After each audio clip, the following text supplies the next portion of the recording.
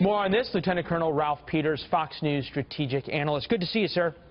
Hey, Leland, Happy New Year. Happy New Year. A few days away. New Year, almost unprecedented new kind of developments between Israel and the United States. We knew that Benjamin Netanyahu and the Obama administration didn't really like each other. We knew that President Obama and Mr. Netanyahu sort of had this personal animosity towards each other. But do you ever expect it to be laid out like this? I didn't expect it, but I'm not that surprised by it. Because, Leland, and you have a lot of experience in the Middle East, you know, this goes beyond the personal animosity between Prime Minister Netanyahu and President Obama. This Kerry's tirade was the logical culmination of Obama's Cairo speech, the infamous Cairo speech from early in his first administration. Obama's been very consistent on this. Now, he had to restrain his disdain for Israel because he had to win re-election and he had to get through the 2016 election, which didn't work out very well for the Democrats. But nonetheless, Obama consistently has, and I put it in just 6 words, his Middle East policy, 6 words: praise Muslims, ignore Christians, blame Jews. He comes from a background, literally from the cradle up, in which Israel is a villain. In the hard left, in which he spent most of his life, I mean, he's much more dogmatic than people realize. And the hard left insists that Israel is an oppressor and the Palestinians are noble freedom fighters. Then you have the side of Obama that comes from the Reverend Wright's church, where anti-Semitism is a strong thread. So without overstating it, I think all this was predictable, and Obama has been unchallenged by the facts. Colonel, I get the argument, but there's an argument that at least we need to talk about, which is the administration's argument, which says, look, this administration's given $38 billion to Israel, more than any other administration. That's a fact. And as Secretary Kerry's argument went yesterday, he says, look, he said, essentially, Israel's settlement building harms American interest, and that's a debatable point. Therefore, as the Secretary of State, we have to protect American interests by calling out even a friend for doing something that harms us. Are Israeli settlements not in the interest of the United States? Is it as big of an issue as they'd like you to believe? Well, it's an issue, and it's an important issue, but it's not as big as they're insisting. And the fact is this, that I don't approve of everything Israel does. I don't approve of everything the United States does. But we have to keep perspective. Israel is an island of civilization in a sea of barbarism. Israel is not only the only democracy, it's the only place in the Middle East where women have equal rights, where there's real education, where there's religious freedom, where there's hard-won prosperity. It's part of our civilization.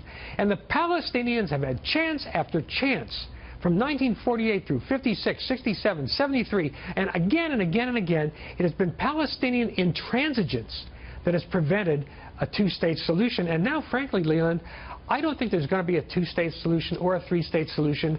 I think because of the pandering to the terrorists, all you're going to see is a continued muddling through. Well, we've often seen at the time that Israel makes those major concessions, whether it be with Egypt, whether it be with Jordan, and makes peace and sits down, whether it be with what they offered the Palestinians at the end of the Clinton administration. It was at the time when they felt like they had the most safety and security in a friend in the United States, not when you had somebody pushing back on them. Zoom out for me, though, here, and we've talked about this before, that we're sort of in uncharted territories.